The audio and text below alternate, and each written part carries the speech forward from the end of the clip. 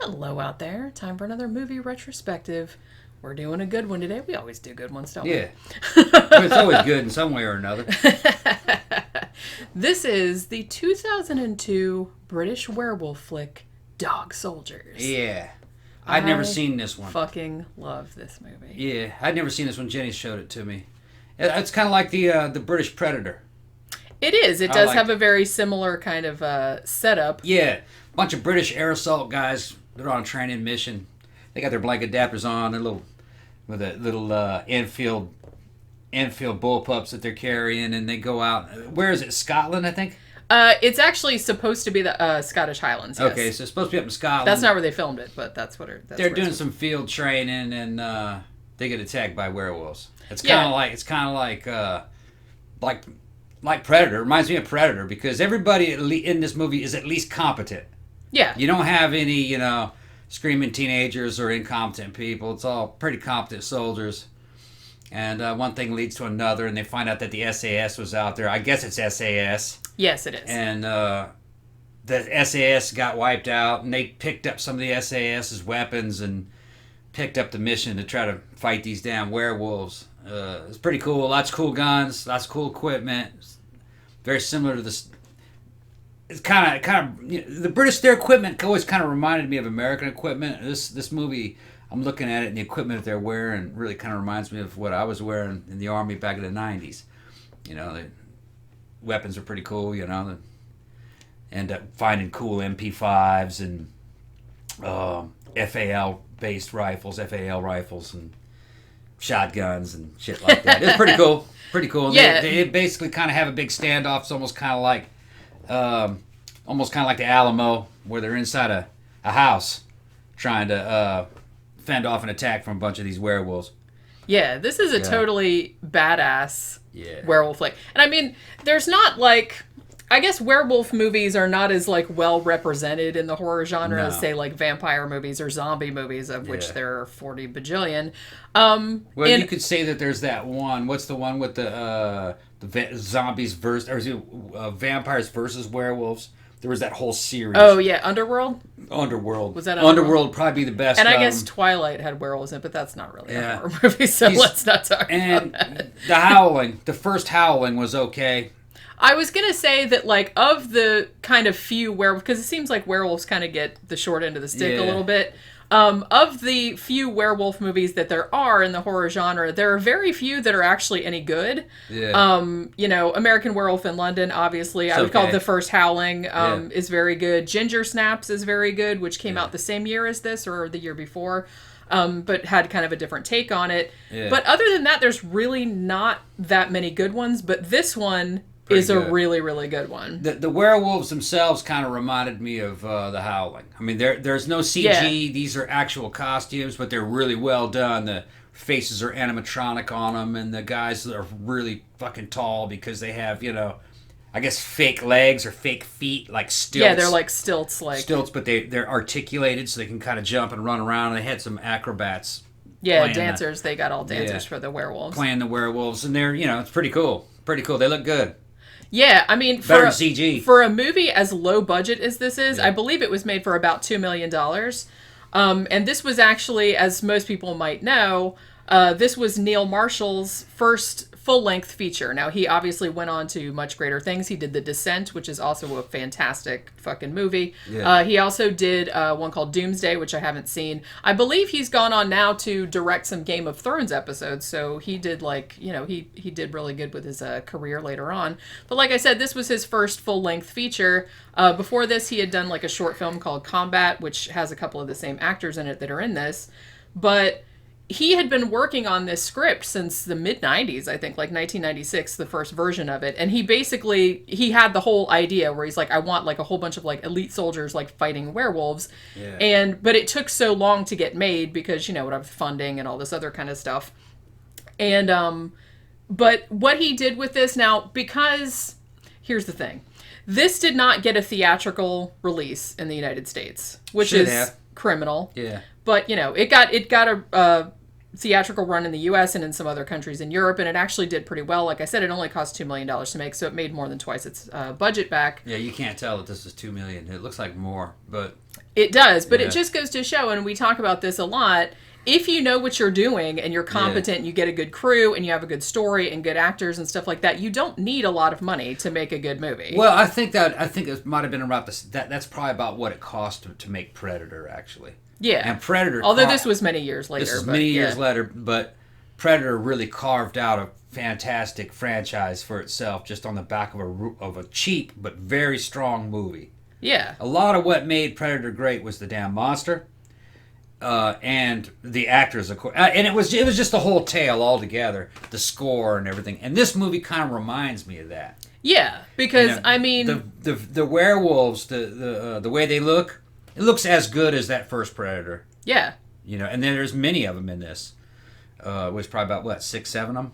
Yeah, it's kind of hard to tell, but it's like it's like a whole family of werewolves. Yeah. There are like several werewolves. Yeah, and the score's good. The way it's shot's good. It kind of it was. Some of it's kind of grainy, which so was Predator.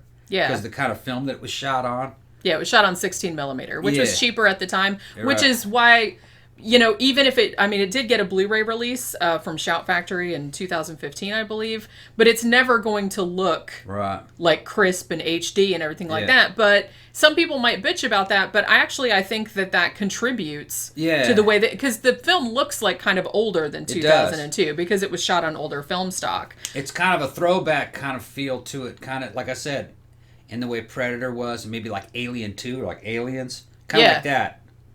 It was good, It has very much that same vibe, yeah. Bunch of soldiers fighting the monsters. It works good. And I mean, like I said, you have really like all the elements to make a really good movie. I mean, it's slightly longer than a horror movie. I think it's a usual horror movie. It's about an hour and 45 minutes, but it doesn't feel like it. There's really no fat on it.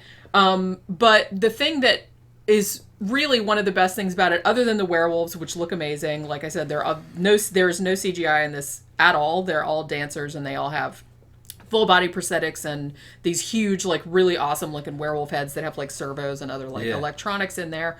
And they just like the way they move is like really cool. Yeah. And also like the way they shoot them is really cool. Like sometimes they'll just show them like outside of the house and they're just in silhouette and they're all shaggy and everything like that. And they'll show them like running through the woods really quickly. But I think this is kind of a thing where it's very good because less is more with the monsters. Like, yeah, you see them and stuff, but they're kind of in shadow or they're running, or you just see like parts of their bodies and stuff. And every now and then you see them like walking around and they look really awesome. But I think like what a lot of people really like about this movie and what like the heart of this movie is the guys. That's what I was going to say. Like all the actors in it are really, really good. I mean, a lot of them had done like British TV and some of them went on to like much greater things later on. But you immediately are invested in these characters. They're all likable. They're all they seem like a real like army unit. They seem like dudes that know each other really well. They're always like bantering and like talking shit to one another. Well, and like they all have their own little personality quirks, so they're like easily identifiable. It's kind of easy to fool civilians. You know what I mean? A lot of movies fool civilians into thinking that that's the way the military is. But, these are supposed to be British air assault, air assault infantry is what they are. And that's what I was in the Army. 101st Airborne Division. I was in the 1st and the 506 and the 1st and the 327th. So these guys are representing the same kind of soldiers me and my buddies were. You know? And I'm going to tell you, it was authentic. Yeah. It was authentic. I did feel like I was looking at British soldiers. It's very natural. It's very organic. Like all of these actors have such a good rapport with one another, and they're just like talking shit. And, like, it was very much similar to that in real life. The only thing I'd have to say that I thought was bullshit is the scene where the guys remember and going through his survival, escape, and evasion program with the SAS. They asked him to kill that dog. Yeah, but that was like shorthand for showing that Captain Ryan was a bad guy. That was foreshadowing. That was true. That was bullshit. They don't do that. Yeah. They wouldn't do that in the British Army or the American Army. But I understand why they did it, though. Yeah. For the movie. But I thought maybe they could have done something a little bit different, like something that was a little bit more realistic that he didn't want to do. I thought it might have made the British SAS look kind of cruel. Yeah. And that's not the way they are. Right. But like I said, they were foreshadowing because that guy was a villain. Yeah. So they wanted to kind of show like a kind of shorthand for that like early on in the movie. And they're showing that Coop was a good guy because he wouldn't do it. That's the way I saw it. I'm an ex-soldier, and soldiers get offended when they try to make soldiers look kind of bad. Yeah. Of all armies, you know what I mean? Even though bad shit does happen, that particularly wouldn't have happened. Yeah. Yeah. But I mean, like I said, because Captain Ryan is a bad guy, and really it was just him because like the rest of his squad, the SAS squad, you know, later on when the main guys in the movie, like they come across what's left of his unit and they've all been eaten except for him, and he's wounded. So I'm assuming that all the other guys, you know, they were just normal regular dudes and who didn't know like what was going on really, but they all got attacked and killed by the werewolves. So in that way, I didn't mind it. Like I said, it is a little like unbelievable, but it's werewolves. The closest thing I've ever heard of that is James Earl Jones. He used to be an Army Ranger. Yeah. And in old Ranger school, and he's telling the story, is that you had to carry a snake with you for a long time during the course. All right? And at the end of the course, you had to eat the snake. But that's a snake. Yeah. You know what I mean? It's a cold-blooded animal, and you eat snakes as a matter of course anyway. Yeah. For survival, you know, in jungle anyway. It's free meat.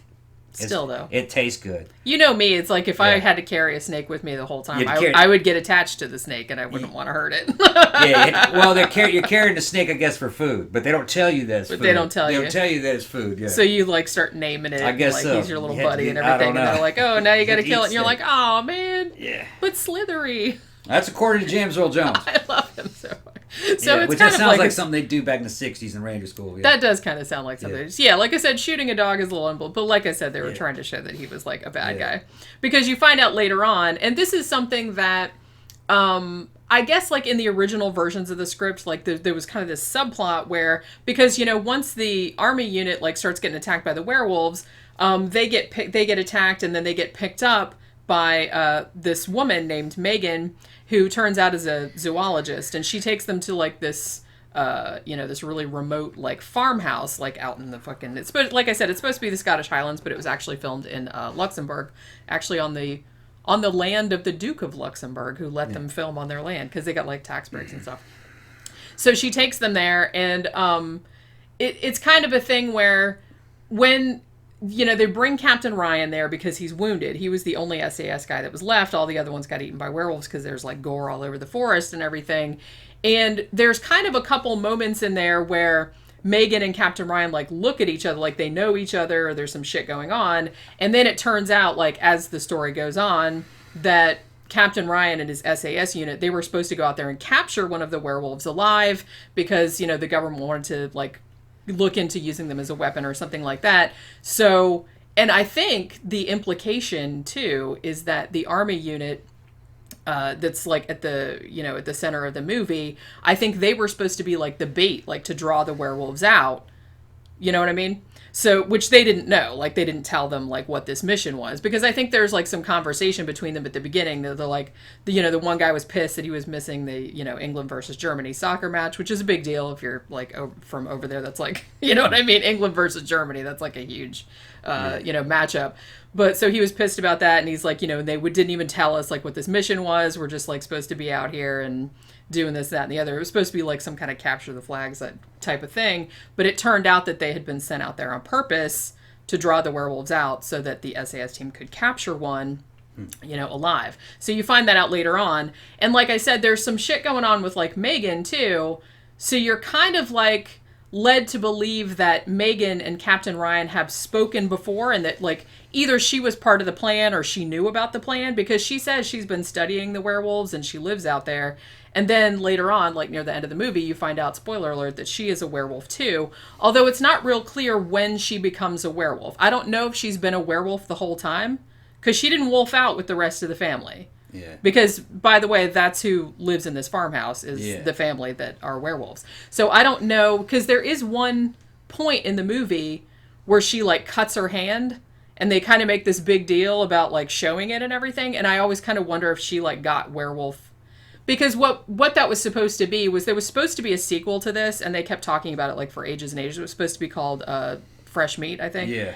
And what Neil Marshall said was like, that where we showed her getting cut, the sequel was going to have something to do with like the DNA, like the werewolf DNA or like that. And that was supposed to be like foreshadowing that. Right. But so some people have said that maybe Megan wasn't a werewolf the whole time, that's when she got the werewolf cooties, because she didn't, like I said, all the other werewolves were already werewolves and they were running around outside, and like how could she keep from turning into one at the same time as they did, because she didn't wolf out until almost the end of the movie. Yeah. So I kind of feel like she got turned later on. Later on, maybe. Probably. So, and I think the same thing happened with Ryan. I mean, he got attacked by the werewolves, so he was going to wolf out too, but he didn't wolf out until the end of the movie also. Had good special effects. Really good. Pretty gory. Pretty gory, yeah. It the had... gunplay was good. Yeah. Yeah. Like everything they... And like you said, I think it's cool because... For the same reason that Predator was cool, is because these guys were, trained for these types, not werewolves, obviously, but for this type of situation. So they weren't just like a bunch of clueless doofuses. Yeah, no goofy losers or anything. Yeah, nobody did anything stupid. Nobody did anything, that someone that had been trained in that wouldn't do. You know what some I mean? of the guys were getting into it. They were like getting into the combat. combat. I mean, seriously, one of the best characters. I think Coop is the best character. He's the most sympathetic. Yeah. But a lot of people, their favorite character is Spoon, because he is just like, he does not give a fuck. Yeah. You know what I mean? It's just like he goes out and like acts as like a distraction for other people, like waving a fucking flare in their faces. And it's like one of the werewolves breaks in and he's like, he doesn't have a weapon anymore. And he's just like throwing like forks and shit at them, even though it's not doing anything. Then he puts his fucking dukes up and starts punching the fucking werewolf and all this other kind of shit. It's hilarious. If you like Predator, you'd like the movie. If you liked Alien 2, you'd like the movie. If you'd like The Howling, you'd like the movie. It's kind of like, to me, it's like a combination of them all. Yeah, and it's like, it's really fast-paced, and there's like, you can tell that somebody that was really into horror movies like made this, because there's a lot of homages, like very subtle homages, like to like Evil Dead, The Matrix, and Predator a little bit. So he kind of like made sly little winking references to other movies in this as well. So like I said, you can tell he's a big horror fan. All the military equipment they're wearing was spot on for that time and for that terrain. You know what I mean? There's none of that crazy body armor that they have today, or the combat shirts, or none of that shit. It was like shit that you really live in. Yeah. Which is just like LCEs or LBV, which is just, nowadays you probably call them a battle belt. Some of these guys call them a battle belt. And just like Gore-Tex tops and bottoms, and in that British pattern, and they all started off with the correct rifle. They all had that damn British bullpup, but then they got their hands on SAS weapons, and they were all accurate. They had MP5s with flashlight, with a light on it, and red dots, and kind of modified FAL type rifles and shotguns, and it was good, man. It's pretty cool. I liked it. It really does look like they made an effort to make everything like as accurate as possible, so nobody'd be like, that wouldn't happen, and all this other kind of shit. It was pretty accurate. But yeah, I was gonna say another thing too, like about Spoon's character, and about him just like, he knows he's gonna get killed, like, so he just wants to mix it up with the werewolves and shit like that. And like before the werewolf eats him, he has like this fucking great line where he says, "I hope I give you the shits, you fucking wimp." Yeah. Yeah. And then the werewolf eats him. And it's funny because I think in the original cut of the film, they actually showed him getting like torn apart by the werewolf, but people liked his character so much that they didn't want to see that. So they only showed, they showed the other soldiers like finding like he was all like all his guts and everything all over, but like you couldn't really tell it was him anymore. There was just guts all over the floor. But I thought that was kind of funny. But yeah, like I said, the gore in this is really good. I was actually watching a review of this earlier, and this had never occurred to me, but I think this might actually be accurate, because if people are going to nitpick about the movie, they're like, oh, what is this family, and how is Megan related to them? Was she a werewolf the whole time? Because when they first find the farmhouse, there's like dinner cooking, you know what I mean? There's like a stew on the stove and it's going, and there's like dishes out, and like some guys were like, well, why did they like make dinner if they knew they were going to wolf out? Because presumably they've been werewolves for a long time, and it's full moon and shit, because you'd keep track, obviously. But one thing, like when the soldiers start eating the stew, and he says he wasn't sure what kind of stew it was, but it might be pork, and I was thinking, well, maybe Megan or the werewolves made that stew and it's human meat. Yeah. Because later on, when they're down in the cellar or the barn or whatever, they find like bodies, which I think are the bodies from the campers from the very first scene. That's what they were inferring, that they were eating one of I thought they were eating like people meat. Yeah. You know what I mean? And it didn't really occur to me until I was watching this other review. I'm like, oh yeah, well that would make total sense, wouldn't it? Because they were making a stew out of because they were keeping the bodies for some reasons. They're probably just chopping off some. Another thing I noticed and liked about the movie was the rucksacks. All right. Yeah. Even in Predator, all right, which is still to this day one of my favorite movies. They're not carrying any rucks. Now some people might say, well, it's a tropical environment and they're only going to be out there for 2 days, so they're not carrying a rucksack. Well, these guys are supposed to be out there for weeks, Yeah. And we used to carry big ass rucksacks, heavy, 60-pound rucksacks, maybe 70. But if you were an RTO, you could have a rucksack maybe 80, 90 pounds, especially if you're going to be out for a long time. Carry your own body weight. People go, oh, you don't carry your own body weight. Yeah, especially in winter, you'd carry your own body weight and equipment. These guys are carrying big-ass rucks. These are like man rucks. Huge rucksacks. Yeah. And normally they don't show those in the movies. Kind of like, well, they don't look that good on film. I think that's probably why. I think they're they don't look mobile. They don't look at... But the reality is that you're carrying your own body weight. Well, because you would have to if you were survive out there. Right. And then you're carrying all the weapons. Yeah. And you might be carrying anti-tank mines, landmines, or rockets or mortars for mortar tubes you don't even have. So you're carrying other people's ammo too. You know what I mean? So I liked that. So that added to the authenticity. Yeah, like I said, it seemed like a real army squad. Yeah. Like they had all the shit, like the rapport between them and stuff. Yeah. And when they start, they got those damn yellow blank adapters on the end of the barrel, which they look like shit on camera. But that's how you. But that's what it would look like. When you're in training, you're carrying that blank adapter so everybody knows you got blanks and you can fire blanks. Yeah. On the M16, it's just a red square that goes on there and you screw it on. The British one was that long yellow blank adapter. Yeah. And seeing that, I liked it because I was like, man, they would never do that in an American movie. Because they think it would look bad. Yeah, because it would look bad. Didn't look like a real gun. They'd make them take that blank adapter off and said no. But in reality, you'd have that blank adapter on there. Yeah. And then maybe Miles gear, which is that damn laser tag gear, which looks like shit. Yeah. But they didn't have that. But maybe Britain didn't use that. We didn't take it all the time either when we were out in the field. Just depending on what kind of field exercise it was. And actually, they in the situation here, they probably wouldn't take it. The only thing that wasn't really quite that accurate was just one helicopter, maybe a squad of 6-7 guys. Yeah. We never went anywhere in that small of numbers. Usually they move a whole company at least, Yeah. But it was just a movie. And like I said, because there was like the underlying motive that they didn't know about, that they were just supposed to be out there for bait for the werewolf. Maybe they just... Because they were talking about how weird this mission was, and they didn't know anything about it. They said it was unusual, So they did, like, actually sort of make reference to that, even though it wasn't, like, blown up in your face. It wasn't, like, super over-explained or anything. You just had to, like, listen to their dialogue and kind of piece it together. They landed it... I think that might have been an OH-58, which is an observation helicopter. You know what I mean? We would have showed up in a UH-1 or a UH-60, a Black Hawk or a Huey. But they came in I think looked like an OH-58 or something like that. Maybe a European equivalent. I don't really... I remember it as being an OH-58. But, that's just the way it is. It's a movie. Yeah. Yeah. And another thing, too, that I want to mention, this is not...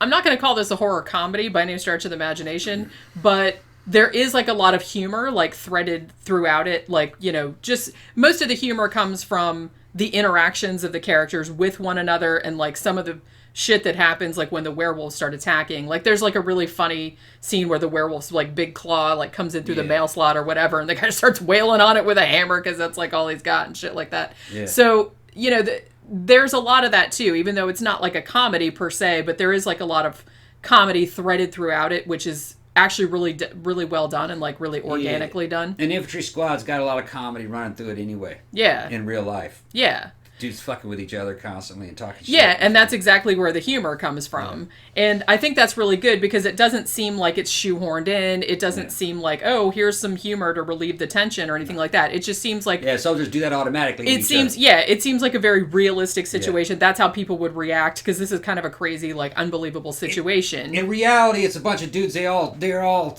been living together in close quarters for years a lot of times. Some of those guys, I was with them for 4 fucking years. They're almost kind of like your family. And all they do is just fuck with each other. And it's basically like a big tough man competition of who's the pussy. You're a fucking pussy. No, you're a fucking Basically, it's like that. Which is exactly pretty much what this was like. You're a fucking pussy. You know what I mean? But it's like, it's just such great. It's just so like one of the soldiers like barfs on the head of the other one. It's like one of the guys gets his like guts hanging out, but he lives, but they're like trying to fix him and everything, and like the dog like takes his intestines, is like tugging on it and stuff. But it's not done like, oh, look how wacky or zany. It's just I mean, the British type of humor is a very particular kind of humor, which I've always liked. It's like kind of dry and deadpan and stuff. So I think that uses that very well. I've heard a couple people complain that the accents in this are so thick that they can't understand what people are saying. Some of them were pretty thick. I didn't have a problem, but like I said, I spent a lot of time in the UK, like in the late 90s, early 2000s. Some of it I didn't need a direct translation. I didn't have a problem. I knew what they were talking about. Just situationally. Yeah, it's you can like infer a lot of it from. I mean, but I have seen some people were like, well, I had to turn on the closed captioning because they couldn't tell what they were saying. I didn't have that problem, but a lot of people do, because they do have like very thick like regional accents and stuff. But yeah, it's seriously, if you liked The Descent, which I don't know if I guess The Descent's a better movie, but honestly, it's hard to compare because they're kind of different. And if you haven't seen this one, and it's such a shame to me that this didn't get a theatrical release in the U.S. It's just unbelievable to me. It's like it went straight to the Sci-Fi Channel, and then it came out on DVD and then Blu-ray and stuff. There's a lot of corruption involved in the theater system here. You know what I mean? Who made the movie? And what else? It never got a distributor. Right. It's like, even though it won a ton of prizes at like various horror and fantasy festivals, like in Belgium and somewhere in Europe, but it just never got a distributor. There's also like a social hierarchy and a money hierarchy of whose movie's going to play in the theater alongside this one. You know, my buddy, he put this movie out. We want this one to win at this. We want this one to make all the money. That's, you know what I mean? They're playing those games in the theaters. Yeah, but I mean, I feel like this one. It's sad it didn't get a release, but at least now, especially since The Descent was such a huge success, that people actually went back and like sought this movie out, because I feel like it's kind of like a cult classic, and pretty much every review I've seen of it is like, this is easily one of the best werewolf movies ever made. Oh yeah, I mean, easily. That's like not even an argument. I'd put this up there with Howling and American Werewolf in London. Better than American Werewolf in London, I would say, even though all those are good movies that I just mentioned. Yeah. I'd probably put this one above the other two, actually. Just for it's more of like an action more like an action movie. They're different kind of movies. Even Howling's a different kind of movie, even though I think I thought that was a good werewolf movie. Yeah. It's a movie of its time. Yeah. But it had some fucking badass practical effects for the time. They still kind of stand up. It doesn't look real, but it puts on a good show. Yeah, that's what I mean. It's like you can tell that that's a person, right? But it still looks cool. I mean, well, a werewolf is a person. Technically, is a person. Right. It's just a person that turned into a wolf. If you were to put a CG werewolf there, it would just look like whatever. Well, it would look like crap, like every other CGI monster looks like. Yeah, pretty much. Yeah, you know it's not there. Right. Kind of like with that new Predator. The big CG Super Predator. Yeah. It looked okay, but I knew that wasn't there. Yeah. I would rather have like... I'd rather have like a guy in a suit, I think. Yeah, a guy in a suit. Even if you know it's a guy in a suit. Well, if it's CGI, you know it's CGI. The Predator is a guy in a suit, but damn, that's looking fucking awesome. But it looks badass. Yeah. And Aliens from Alien is a dude in a suit. That's a dude also a dude in a suit. It looks good, yeah. And all of those look better than CGI ones. I think so. Especially CGI monsters. There were some CGI aliens, like in Alien versus Predator. It looked decent. Yeah. It looked decent. It looked good. It only looks good if it doesn't move around too much. And this one, because when it moves, it's like too fast or too weightless or something. In AVP, I think it was either 1 or 2. The one they were in the temple, I think it was the first one. They moved. You didn't see them for very long, and that helped. Yeah, that definitely helped. Yeah. But in this one, really, I mean, like I said, the way they shot it, A lot of it was in darkness or in shadow. They did show them like full length a couple times, like coming down the hall or like standing up over a bedroom, because they're really tall. They're like 8 feet tall, 7, 8, 9 feet tall, something like that. Because they're on these stilts. They showed them like in the there's a documentary about the making of, and they're these kind of like, they look kind of like like those desk lamps. It looks kind of like that. So they had these big things that they were standing on. But I think they look fantastic, and I think it's one of the best looking werewolves like that they've ever put on film. Now, another thing that this is another nitpicky thing that people bitch about, and this didn't even occur to me until I was watching some other shit, but some people said that this might be, and correct me if I'm wrong, this might be the only werewolf movie that doesn't have a transformation scene. Yeah, it doesn't, did it? And it's funny because I never even noticed. Well, they're probably expensive and kind of tedious to do. That's what I'm saying. And like some people were like, oh, I wish there'd been a transformation scene instead of just, they showed Megan, like her eyes went yellow and like she had, and Brian, like, he didn't really transform. His eyes just went yellow and he kind of went off. American Werewolf in London has a pretty good one. I remember The Howling is having good ones. Yeah. That was, I did Rob Bottin do that? I don't know. I kind of think maybe the guy that did the thing. I liked The Howling so much that I actually watched The Howling 2, but I regretted it. All the other Howling I couldn't even sit there. It's funny, I watched it when I was a kid. Yeah, and I liked it. And it didn't bother me. I watched it again, and I'm like, what the fuck? I got about 10 minutes in, I'm like, I can't watch this. It was bad. It wasn't even like so cheesy that it was entertaining. It was just painful to watch. And it was like a totally different movie. It's like it wasn't even related to The Howling 1. I kind of feel like that might happen a lot because I think what happens, especially with these kind of like, lower budget properties, I think sometimes there'll be like scripts like kicking around Hollywood that didn't originally have anything to do with that movie. Yeah. But then somebody gets a hold of it and goes, we could tweak this and make it, we'll just put a couple scenes in that sort of link it back to that, and then it'll be a sequel. Kind of like Scanners. I remembered loving all the Scanners movies, but only the good. Only the first was good. The second one was like, wait a minute, hold on. I liked this movie. This is terrible. What was I thinking? What the fuck? Wow, I was stupid when I was a kid. When you're a kid, you'll watch anything, I guess. Pretty much, yeah. Well, you just don't have all your critical faculties. Well, I knew the Star Crash was bad. Even though it had Carolyn Monroe, even though Carolyn Monroe's hot ass is running around, it's still, but I liked it, but I knew it was bad. I knew I wasn't dealing with Star Wars. Right. Remember Battle Beyond the Stars? That was another piece of shit. Yeah. Yeah. Like I said. But, the whole thing about this, seriously, I got it on... Did I get it on DVD or Blu-ray? I can't remember. I think it was the Blu-ray, actually. I have to go look at it. No, I think it's DVD. Oh, it might be DVD. Okay, I got it for like $3 or something like that at FYE at the mall. I think it's DVD. Yeah, they had that big bin with like all the cheap-ass DVDs, and I was like so excited because I was like, oh, Dog Soldiers, and I haven't seen it. And I knew he hadn't seen it, and I knew he would really dig it. You have not seen The Descent yet, either. No, I've seen it twice. Have you? Yeah. Them down there. I've seen it twice, but there was a long time in between each time that I saw it. I really wasn't paying close attention. I thought you bought it. I bought it. I wanted to re-study it, but it won't play on my Xbox. It'll only play on this TV out here. Oh, okay. So it has something to do with... I thought you said you hadn't seen it. No, I'd seen it twice, but I didn't really watch it that closely.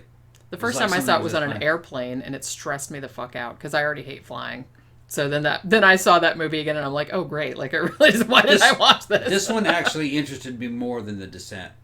Yeah, because it's more relatable your kind of thing. It's like it's relatable to you. It's military guys and fighting fucking punching werewolves and stuff. Yeah, and I remembered like the subterranean people in Descent. I thought that was pretty fucking cool, but I don't remember them actually showing much of them.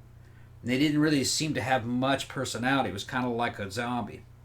They were a little bit. They were just like, they were creatures. They were just animals. Were they people? I thought they were people. They were like mutated. I thought they were people that had evolved for cave. They did, yeah. But over however long they didn't have any eyes or anything, and I think or they did, but they were like really small or something. I have to like remember, but they were all white. It kind of reminded me of just those rage zombies. That's what they reminded me of. So I didn't really find them to be that fascinating. Maybe had they been a monster that could speak, and it had like its own culture, maybe I would have liked it better. Although what I liked the most about The Descent wasn't even the monsters. It was like all the backstabbing between the characters and all the claustrophobia. To me, that was scarier than the monsters. Yeah, that's the central theme of that movie. Yeah, All those girls and all those They were mostly girls from what I remember. They were all women. They were all girls. Okay. Yeah, they were all cavers. I have to look at it again. But yeah, so yeah, if you liked The Descent, then you really need to check this one out if you haven't seen it. Easily, like I said, one of the best werewolf movies ever made, and certainly one that I have, watched repeatedly, and I enjoy just as much every single time. So, and like I said, if you need to put on the closed captioning, I won't tell anybody, if you can't tell what they're saying. But yeah, so check it out if it's your kind of thing. And that will do it for our latest movie retrospective. We will see you next time. Bye.